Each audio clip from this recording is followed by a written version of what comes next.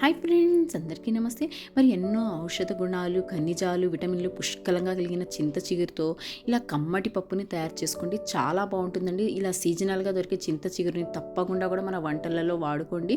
చాలా మంచిదండి. దీనివల్ల మనకి ఎన్నో ఆరోగ్య ప్రయోజనాలు ఉన్నాయి. మరి నేను ఈ పప్పును తయారు చేసుకోవడం కోసం ఇలాగ ఒక 50 గ్రాముల చింత చిగురుని తీసుకొని కాడలు లేకుండా చేసుకొని కాస్త కొత్తిమీరని వేసుకొని శుభ్రంగా 2-3 సార్లు కడుక్కొని ఒక స్ట్రైనర్లోకి వేసుకున్నానండి.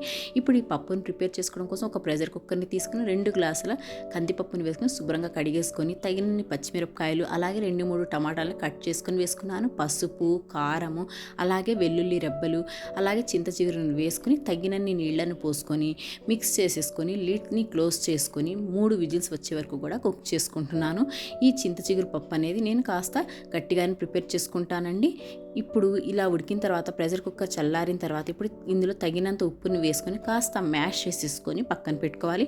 ఇప్పుడు పోపు కోసం ఒక గిన్నెని పెట్టుకొని అందులో తగినంత నూనెను వేసుకొని చల్ల మిరపకాయలు లేదా ఎండు మిరపకాయలు వేసుకొని కాస్త వేగాక పోపు దినుసులు, జీలకర్ర, అలాగే ఉల్లిపాయ ముక్కలు, వెల్లుల్లి రెబ్బల్ని వేసుకొని కాస్త ఫ్రై అయిన తర్వాత కాస్త ఇంగువ, అలాగే కొంచెం కరివేపాకును కూడా వేసుకొని పోపు అనేది కాస్త ఎర్రగా వేగే వరకు కూడా వేయించుకోండి.